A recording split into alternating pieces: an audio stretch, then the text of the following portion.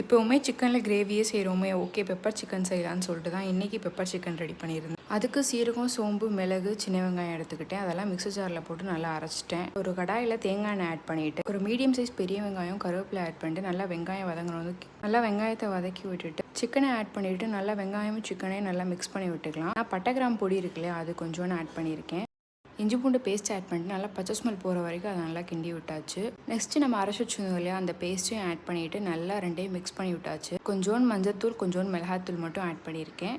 இதில் மெயினான விஷயமே சிக்கன் நல்லா வேகணும். அப்போ தான் அந்த மசாலா கூடயும் சிக்கனும் நல்லா வெந்திருந்தால் தான் சூப்பராக இருக்கும். ஸோ டைம் எடுக்கும். சிம்லேயே வச்சுட்டு தேவையான அளவு சால்ட் ஆட் பண்ணி மல்லிப்புதினா ஆட் பண்ணிட்டீங்கன்னா ஒரு சூப்பரான பெப்பர் சிக்கன் ரெடி.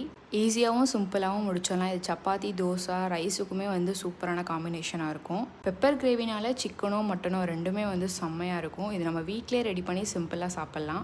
இன்றைக்கி நாங்கள் ரச சாதம் வச்சு தான் இது சைடிஷாக வச்சு சாப்பிட்ருந்தோம். சீரியஸாக சூப்பராக இருந்துச்சு. நீங்களும் ட்ரை பண்ணி பாருங்கள். இதே மாதிரியே டேஸ்ட்டாகவும் சூப்பராகவும் ஈஸியாகவும் ரெசிபிஸ் வேணும்னா மறக்காமல் சப்ஸ்கிரைப் பண்ணிடுங்க. பாய். நெக்ஸ்ட் வீடியோவில் பார்க்கலாம்.